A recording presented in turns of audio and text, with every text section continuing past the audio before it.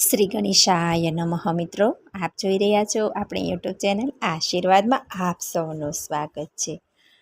અષાઢ સુદમાં જે 11 આવે છે તેને દેવશયની એકાદશી કહેવામાં આવે છે। આ વખતની દેવશયની એકાદશી 25 જૂન 2026ના રોજ રહેવાની રહેશે। તો આજે આપણે આ વિડીયોમાં સાંભળીશું દેવશયની એકાદશીના દિવસથી શરૂ થતો ચાતુર્માસનો મહિમા તથા દેવશયની એકાદશીની વ્રતકથા વિશે આજે આપણે આ વિડીયોમાં સાંભળીશું।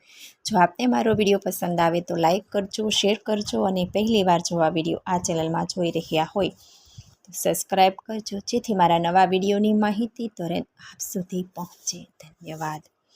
શાંતાકારમ ભુજગશયનમ પદ્મનાભમ સુરેશમ વિશ્વધારમ ગગનસદૃશમ મેઘવર્ણ શુભાંગમ લક્ષ્મીકાંતમ કમલનયનમ યોગીભીધ્યાનગમ્ય વંદે વિષ્ણુ ભવભયહરમ સર્વલોકૈકનાથમ।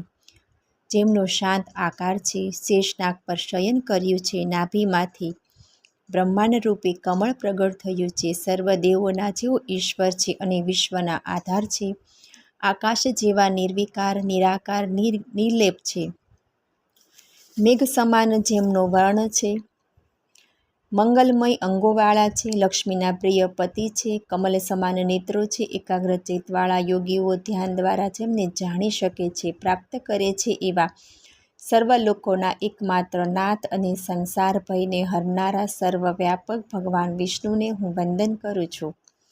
ચાતુર્માસનો મહિમા। અષાઢ સુદની દેવપોઢી મહા એકાદશીથી પ્રારંભ કરતા ભગવાન વિષ્ણુનું ધ્યાન ધરતા દેવઉઠી એકાદશી સુધી એકટાણા અને ઉપવાસ કરવામાં આવે છે। ભગવાન વિષ્ણુ અષાઢ સુધી દેવપોઢી એકાદશીથી કારતક સુદ એકાદશીના 4 માસ પાતાળ લોકમાં નિવાસ કરે છે। વિષ્ણુ પુરાણ તથા ધર્મગ્રંથોમાં આ 4 માસના સમૂહને ચાતુર્માસ તરીકે વર્ણવાયો છે।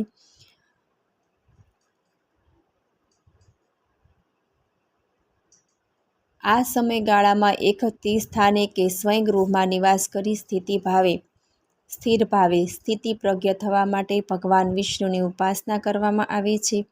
સાધુ સંતો, તપસ્વીઓ, ધર્મપ્રેમી મુમુક્ષુઓ આ 4 માસમાં આધ્યાત્મિક બળ મેળવવા તપ કરે છે। સૌ આ દિવસો ભક્તિભાવથી પૂર્ણ કરે છે। ભજન કીર્તન તથા કથા શ્રવણ માટે આ ચાતુર્માસ અતિ ઉત્તમ છે। શ્રાવણ મહિનામાં પવિત્ર વ્રતો ઉજવાય છે। શિવાલયો તથા મંદિરોમાં કથાકારો સપ્તાહ કરે છે। બહેનો જયા પાર્વતી વ્રત, એ વ્રત, જીવ્રત તથા દશામા જેવા વ્રતોની ઉજવણી કરે છે। અષાઢ માસમાં અષાઢી બીજ, રથયાત્રા, ગુરુ પૂર્ણિમા, દિવાસો, બળેવ, વરુણ વામન પૂજા, જનોઈ પર્વ, બળચોથ, નાગપાંચમ, રાંધણ છઠ, શીતળા સાતમ, જન્માષ્ટમી, નંદ મહોત્સવ, પર્યુષણ, સંવત્સરી, ગણેશ ચતુર્થી ઉજવાય છે। ભાદરવા માસમાં શ્રાદ્ધ પક્ષ ઉજવાય છે। પિતૃઓના ગુણગાન ગવાય। આસો માસમાં નવરાત્રિ તથા દિવાળી પર્વોની ઉજવણી થાય છે। ચાતુર્માસના સમયગાળામાં સૌ એકબીજાના સુખ દુઃખના ભાગીદાર બની અને ક્ષમા યાચના કરે છે। આ ચાતુર્માસમાં ગૌશાળાઓમાં ગાયોની ઉત્તમ સેવા થાય છે। મંદિરોમાં દર્શનાર્થી ગૌશાળામાં ગાયને ઘાસ ખવડાવે। આ સમયે દાન દક્ષિણાનો મહિમા છે। વેદપાઠી બ્રાહ્મણો તથા વિદ્યાર્થીઓ માટે પણ આ 4 માસ વિદ્યાભ્યાસ માટે અતિ ઉત્તમ ગણાવાયા છે। પાથેશ્વર બ્રાહ્મણો મંદિરમાં માટીમાંથી શિવલિંગ બનાવી શિવ ભક્તોને તેમની સેવાનો લાભ આપે છે। ગોકુળ, વૃંદાવન તથા દેશના તીર્થસ્થાનો જેવા કે હરિદ્વાર, ઋષિકેશ વગેરેમાં નિવૃત્ત સિનિયર સિટીઝન 4 માસ માટે પરિવારમાંથી મુક્ત થઈ એકટાણા કરી ઈશ્વર આરાધના કરે છે। ઉપાશ્રયો તથા મઠ મંદિરોમાં ભક્તો ચાતુર્માસમાં સુખ અને શાંતિનો અનુભવ કરે છે। નિર્વિકાર તથા જીતેન્દ્રિય થવા, મન ચિત્તને એકાગ્ર કરવા, આત્મશુદ્ધિ માટે શાસ્ત્રોમાં ચાતુર્માસને શ્રેષ્ઠ ગણાવાયો છે। લગ્ન પ્રસંગો કે જેમાં સામાજિક પ્રસંગોમાંથી વિરામ મુક્તિ માટે ચાતુર્માસને પસંદ કરેલ છે। આ શુભ પ્રસંગો નિર્વિઘ્ને તથા સારી રીતે ઉજવાય તે માટે આ સમયગાળાનો નિષેધ કરાયો છે। કલ્યાણકારી ચાતુર્માસ સૌમાં પ્રેમ અને ભક્તિ પ્રગટાવે છે। અષાઢ સુદની દેવપોઢી મહા એકાદશીથી આરંભ કરતા ભગવાન વિષ્ણુનું ધ્યાન ધરતા દેવઉઠી 11 સુધી એકટાણા ઉપવાસ કરવામાં આવે છે। દેવશયની એકાદશીની વ્રત પૂજા વિધિ।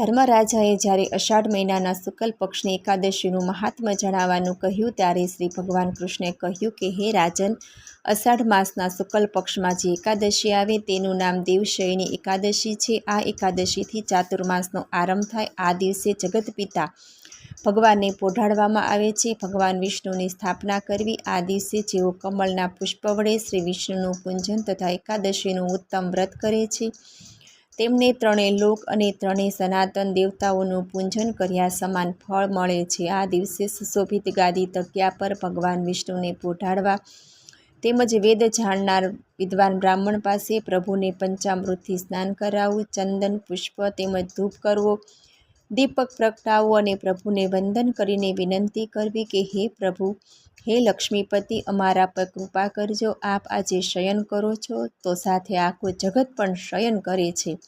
આમ પ્રભુ પાસે પ્રાર્થના કરવી, ચાતુર્માસના નિયમો ગ્રહણ કરવા અને તે કારતક સુદ એકાદશી સુધી પાળવા. અષાઢ સુદ એકાદશીથી માંડીને કારતક શુક્લા એકાદશી સુધી મનુષ્ય વિશેષ રૂપે ધર્મનું આચરણ કરવું જોઈએ. જે મનુષ્ય આ વ્રતનું અનુષ્ઠાન કરે છે તે પરમ ગતિને પ્રાપ્ત થાય છે. આથી પ્રયત્નપૂર્વક આ એકાદશીનું વ્રત કરવું.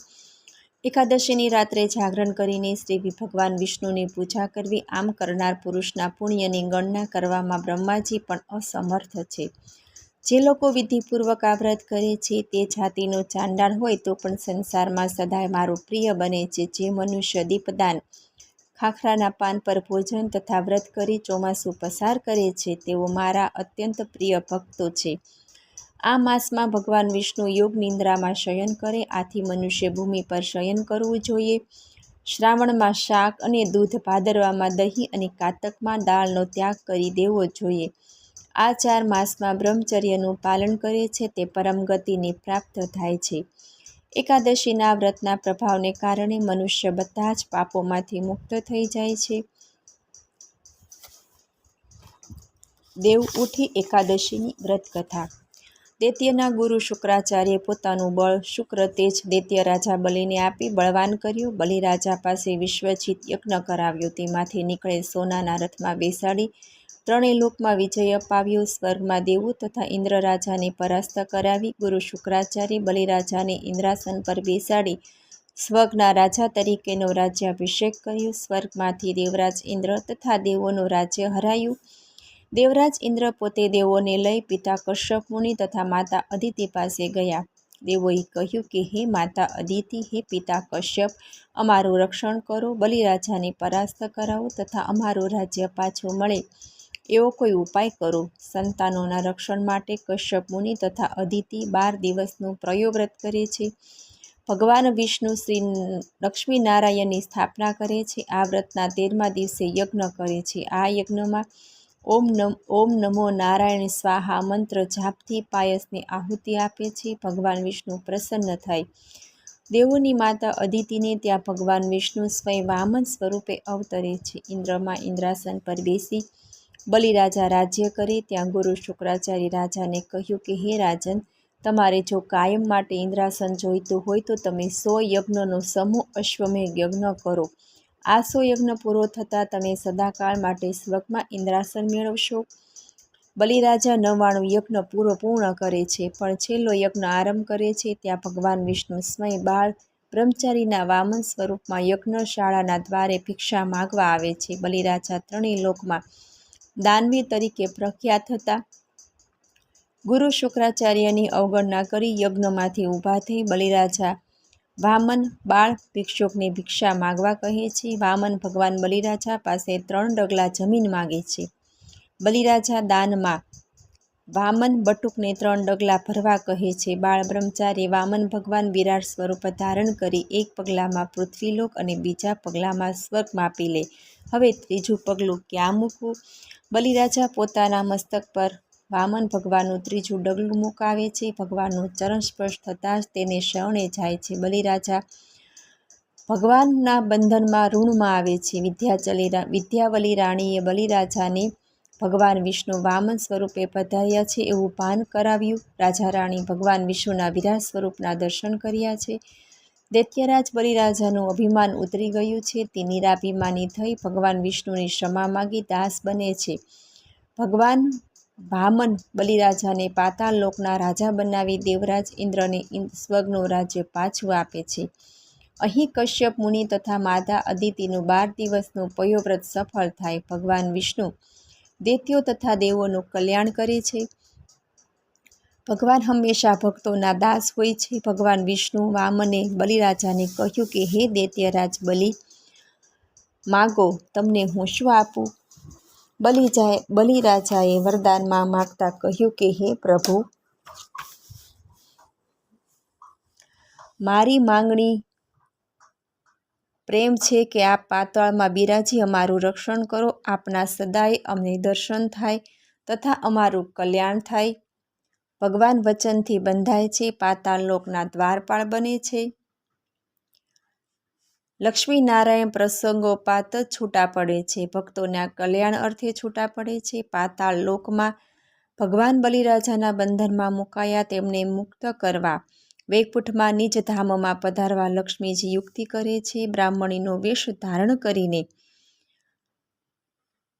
લક્ષ્મીજી બલિરાજાની બહેન થઈને રાખડી બાંધે છે. બલિરાજાએ કહ્યું કે હે બેન, માગ, તારે શું જોઈએ છે?